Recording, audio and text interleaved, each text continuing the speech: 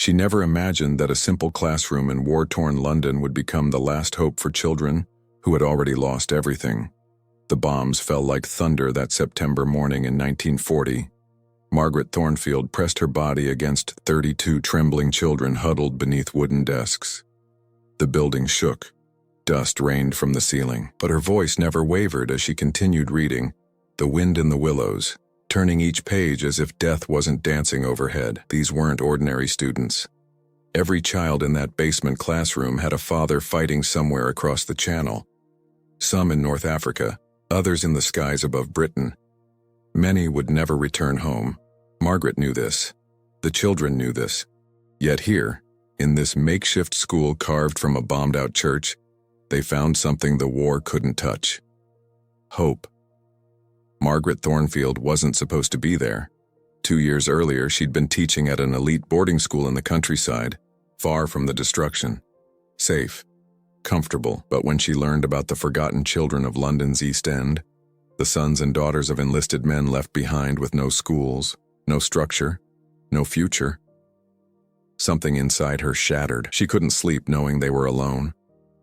So she left everything, the security, the salary, the respect of her peers. She traded her comfortable cottage for a single room above a bakery that had been hit twice by German bombs. She traded her pristine classroom for a basement that flooded when it rained. She traded her well-mannered students for children who had seen too much, felt too much, lost too much. The other teachers called her mad. The wealthy parents from her former school wrote letters begging her to return. Even her own family questioned her sanity. But Margaret had made her choice. These children, these forgotten casualties of war, they needed someone who wouldn't abandon them. Someone who saw their potential beyond the rubble and rationing. Someone who believed that education wasn't a luxury reserved for peacetime. It was a lifeline in the darkness. The first child arrived at her door on a Tuesday morning, clutching a letter from his mother, Tommy Henderson, 8 years old. His father flew Spitfires over the channel. His mother worked 16-hour shifts in a munitions factory. Between the air raids and the work schedules, Tommy hadn't attended school in 6 months. He couldn't read the letter he carried, but Margaret could. It contained 3 words that would haunt her forever. Please help him. She had no classroom yet, no supplies, no permission from any authority. What she did have was an abandoned church basement, discovered during one of her walks through the bombed streets. The windows were blown out. The walls bore scorch marks from incendiary bombs. Water pooled in the corners, but Margaret saw possibility where others saw ruins. She spent her savings on basic repairs. She salvaged desks from destroyed schools. She collected books from bombed libraries, carefully drying water-damaged pages. Word spread through the neighborhood like wildfire. The teacher who wouldn't give up, the woman who was building a school from ashes. Within a week, 5 more children appeared at her door. Within a month, she had 20. By winter, 32 small souls filled that basement each morning, eager to learn despite the sirens and the fear. But resources were scarce. The government had no funds for unofficial schools. The established institutions viewed her work with suspicion, even hostility. She wasn't following curriculum.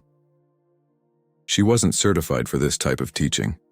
She was operating outside the system during a time when order and compliance were paramount. Officials threatened to shut her down weekly. Margaret learned to navigate the bureaucracy with the same determination she brought to teaching. She wrote letters to anyone who would listen. She petitioned local councils. She charmed suspicious inspectors with her students' progress. When threatened with closure, she would simply ask, "Where else will these children go?" The answer was always silence, because everyone knew the truth. These children had nowhere else. Their fathers were dying in foreign fields. Their mothers were keeping the war machine running. The traditional schools had been evacuated or destroyed. Margaret Thornfield's basement classroom wasn't just education.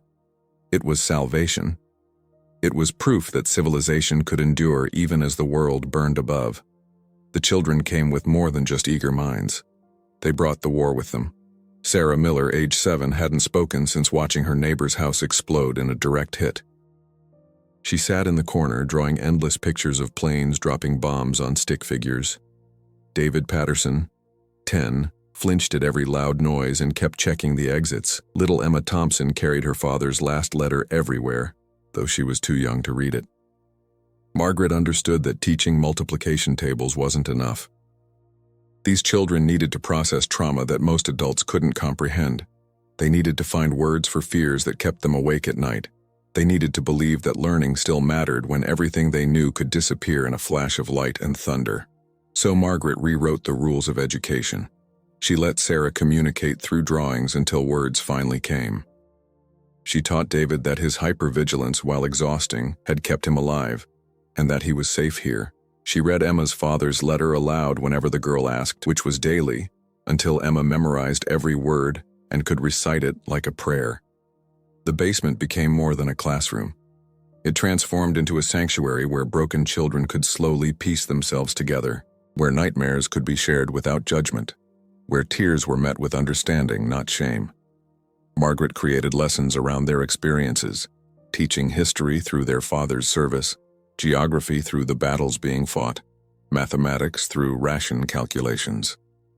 But the most important lesson happened every morning at 9:15. That's when Margaret would stand before her students and say the same words. "You are here, you are alive, you are learning. That means we're winning." It became their motto, their prayer, their act of defiance against a war that sought to steal their childhood. Even when the bombs fell, even when letters arrived with black borders, even when fathers didn't come home. They were winning simply by showing up. The authorities didn't understand this approach. Traditional educators were horrified. How could she maintain discipline without punishment? How could she teach without rigid structure? How could learning happen amid such chaos? But Margaret's students were thriving in ways that defied conventional metrics.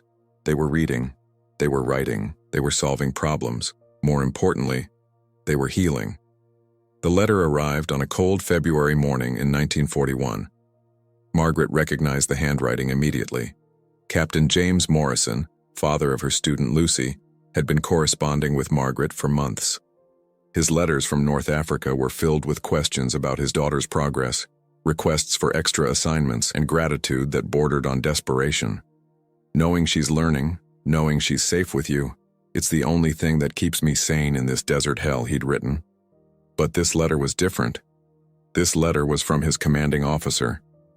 Margaret's hands trembled as she read the formal words informing her that Captain Morrison had been killed in action during a reconnaissance mission, buried with honors, died heroically, the standard phrases that could never capture the magnitude of loss. At the bottom, a handwritten note. "He spoke of you often, said you were saving his daughter. Please continue." Lucy was waiting in the classroom working on her arithmetic. How do you tell a 9-year-old that her world has shattered? How do you explain that the father who promised to come home, who sent her pressed desert flowers and funny sketches of camels, would never walk through the door again? Margaret had faced this moment before. She would face it again, but it never got easier. She knelt beside Lucy's desk, taking those small hands in hers. She didn't use euphemisms, she didn't lie. She simply said, "Your father was very brave, and he loved you more than all the stars in the sky." Lucy's tears came in waves, each one threatening to drown them both. But Margaret held her, rocked her, let her grieve without shame or time limits. The other children understood. Too many of them had received similar news. They formed a protective circle around Lucy, sharing their own stories of loss, their own ways of coping. Tommy offered his prized possession, a compass his father had sent from France. Sarah drew Lucy a picture of her father as an angel with pilot wings. David taught her the breathing exercises that helped him sleep. This was what Margaret had built. Not just a school, but a family forged in the crucible of war, a place where children who had lost everything could find something worth holding on to, where grief was shared and therefore bearable, where learning continued not in spite of loss but because of it, because their fathers would want them to keep going. That night, Margaret added another photograph to her wall, Captain Morrison in his uniform, smiling beside Lucy at a summer picnic before the war.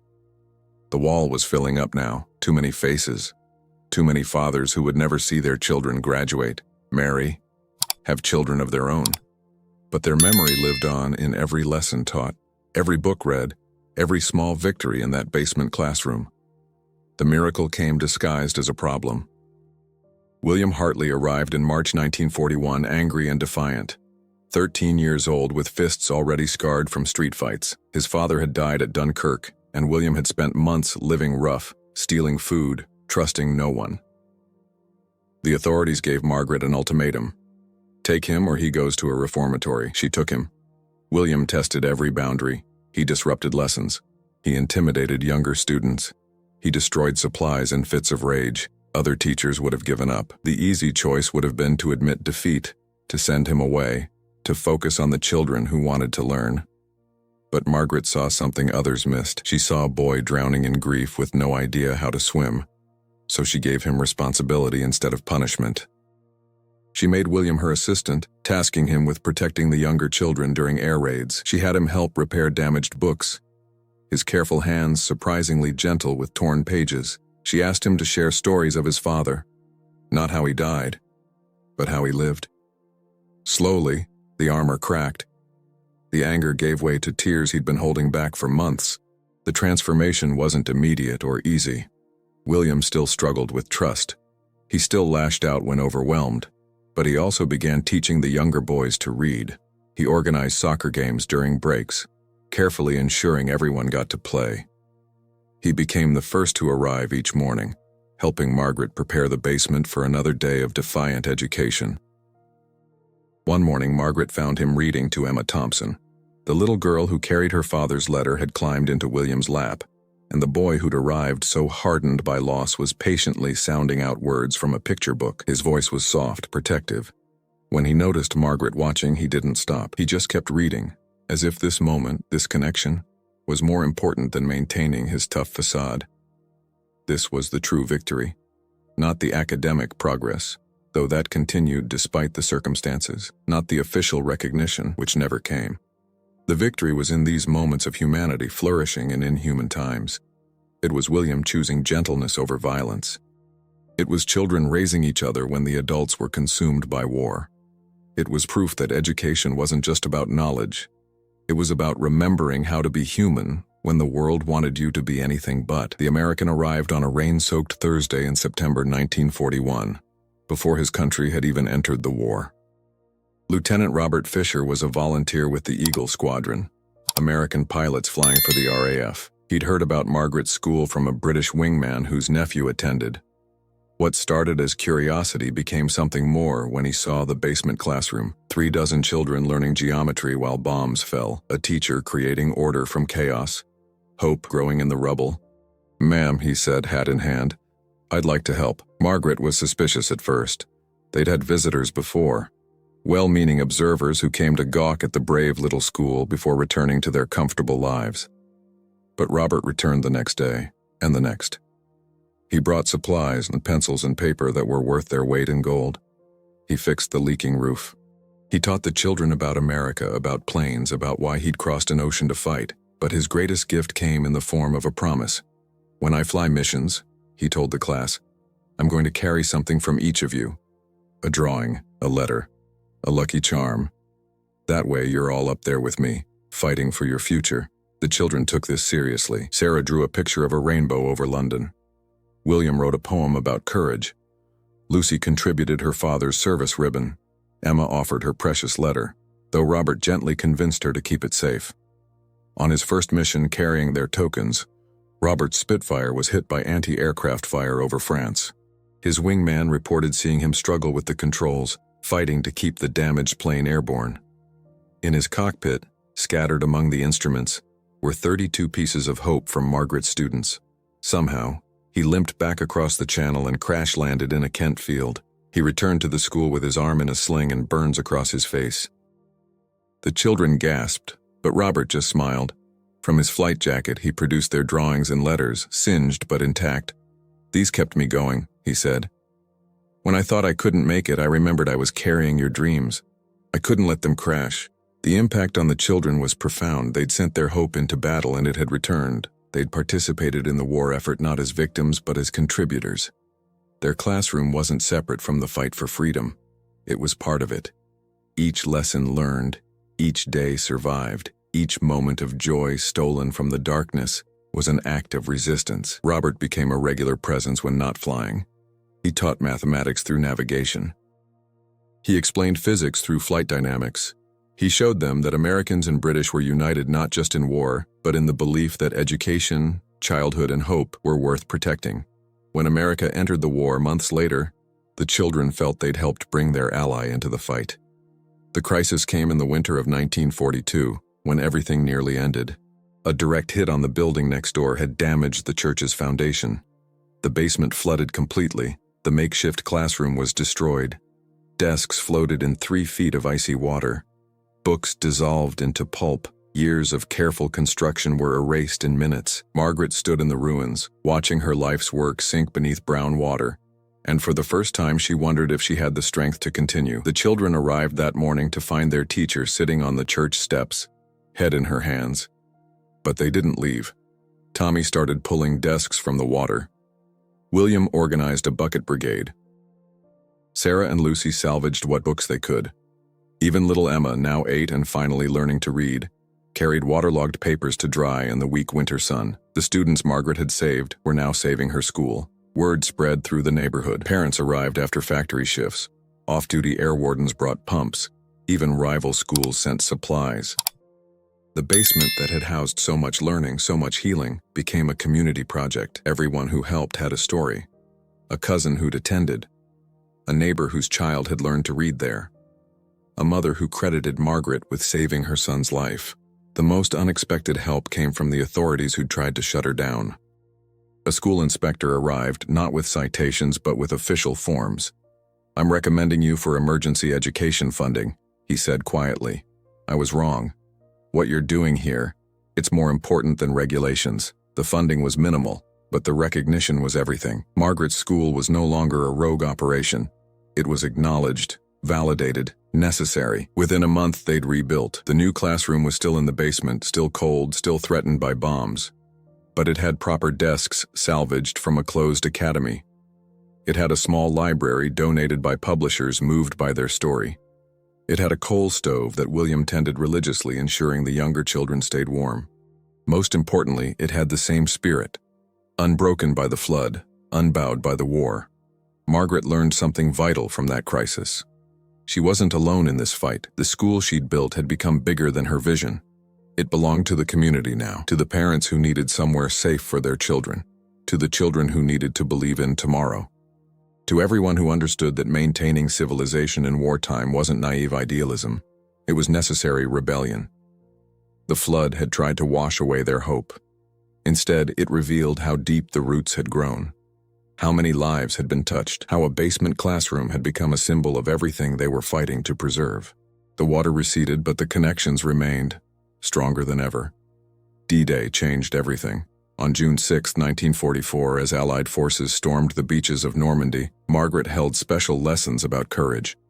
Many of her students had fathers, brothers, uncles in that massive invasion.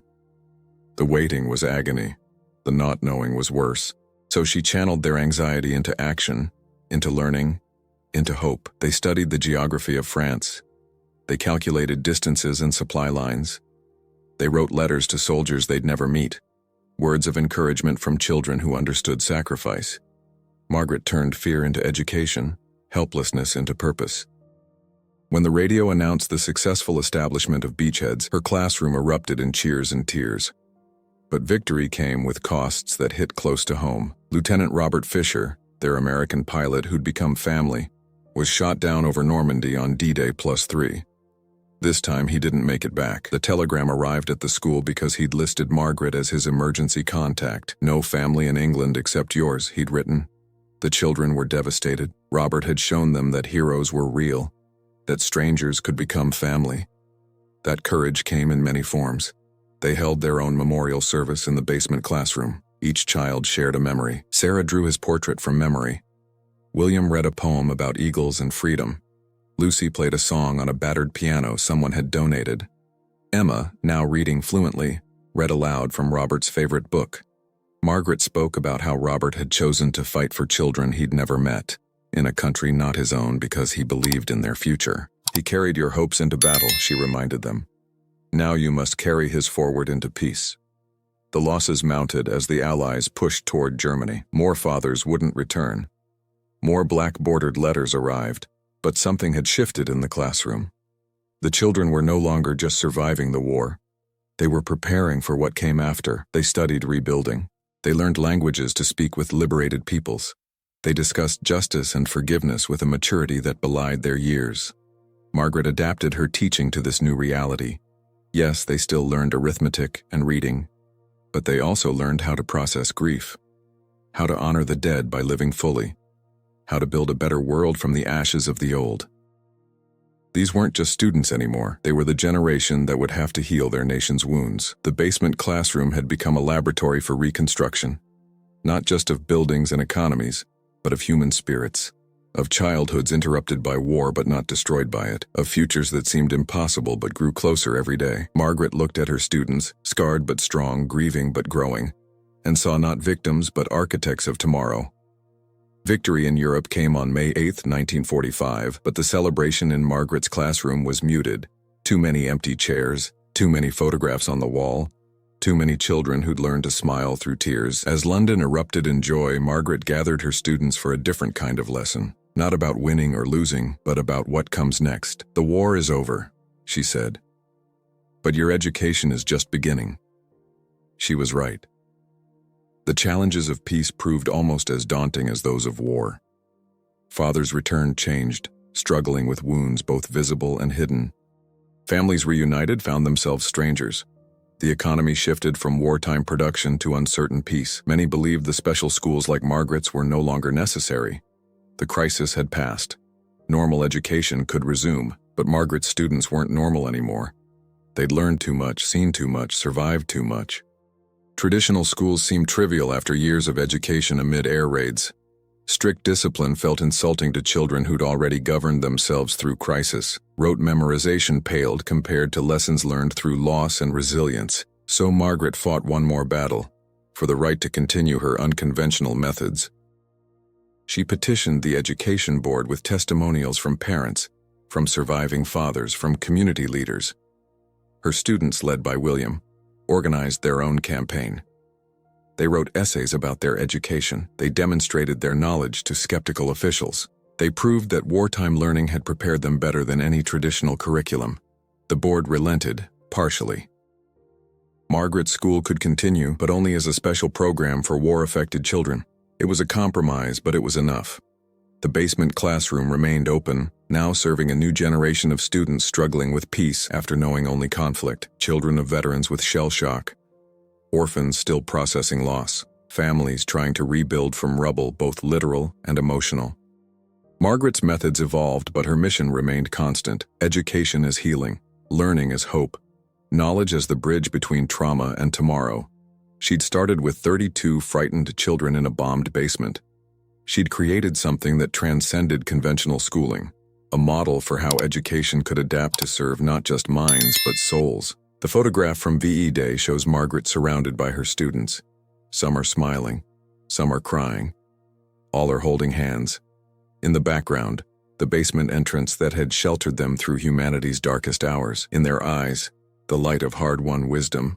They'd learned more than lessons. They'd learned how to survive, how to hope, how to build tomorrow from today's ashes. 20 years after the war ended, Margaret Thornfield stood in a very different classroom.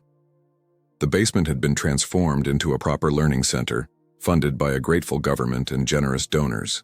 Where bombs once shook the walls, children now learned in safety. Where water once flooded their makeshift desks, modern equipment supported innovative teaching. The school that began in defiance of regulations had become a model for educational reform. But the greatest validation came from her former students. Dr. Sarah Miller, who hadn't spoken for months as a traumatized 7-year-old, now counseled children affected by conflict worldwide. William Hartley, the angry boy who'd arrived ready to fight the world, had become a teacher himself, using Margaret's methods to reach troubled youth. Lucy Morrison honored her father's memory by serving as a nurse in veterans' hospitals. Emma Thompson, who'd carried her father's last letter everywhere, became a journalist documenting the stories of war's forgotten victims. They returned for the dedication of the Margaret Thornfield Education Center. Gray-haired now, some with children of their own, they gathered in what had been their wartime sanctuary. The basement was a museum now, carefully preserved to show future generations what learning under fire really meant. The salvaged desks, the water-stained books, the photographs of fathers who never came home. Margaret, elderly but unbowed, spoke to the assembled crowd. People ask me how we did it, how we taught mathematics while bombs fell, how we discussed literature while London burned, how we maintained hope when everything seemed lost. She paused, looking at her former students. The answer is simple. We did it because the alternative was surrender. And these children taught me that surrender was never an option. Tommy Henderson, now a member of Parliament, stood to speak. Miss Thornfield didn't just teach us to read and write. She taught us that education wasn't something that waited for perfect conditions. It wasn't a luxury for peaceful times. It was a fundamental act of faith in the future. Every lesson was a declaration that we believed tomorrow would come, and we'd be ready for it. The legacy lived on in ways Margaret never imagined. Her methods influenced educational policy nationwide. Teachers studied her wartime innovations. Psychologists analyzed her intuitive understanding of trauma-informed education. But the true legacy walked on 2 feet. The hundreds of children who'd passed through that basement classroom and emerged not broken, but tempered by fire. As the ceremony ended, a young teacher approached Margaret. She worked with refugee children, using techniques pioneered in that London basement. "How did you know what to do?" she asked. "How did you create hope from nothing?" Margaret smiled, thinking of frightened children huddled under desks, of a young American pilot carrying their dreams into battle, of a community that refused to let education die. "I didn't create hope," she said. "I simply refused to let anyone steal it." The basement classroom stands empty now, a monument to resilience. But its spirit lives on wherever teachers refuse to give up on children others have written off, wherever education becomes an act of rebellion against despair, wherever someone decides that the darkness is no excuse to stop learning. Margaret Thornfield lit a candle in the Blitz. The light still burns. Remember this story. Share it. Because somewhere tonight a teacher is deciding whether to give up or push forward. Somewhere a child needs to know that education matters even when the world is falling apart. Somewhere, hope needs defenders. Like this video. Subscribe to this channel. Share your own stories of teachers who refuse to let circumstances define possibilities. Because history isn't just made by generals and politicians. It's made by those who teach tomorrow's builders how to read, how to think, how to hope. Even when the bombs are falling. Especially when the bombs are falling. This channel exists for those who believe that education isn't just about knowledge. It's about proving that the future is worth fighting for. One lesson at a time, one child at a time, one stubborn teacher at a time.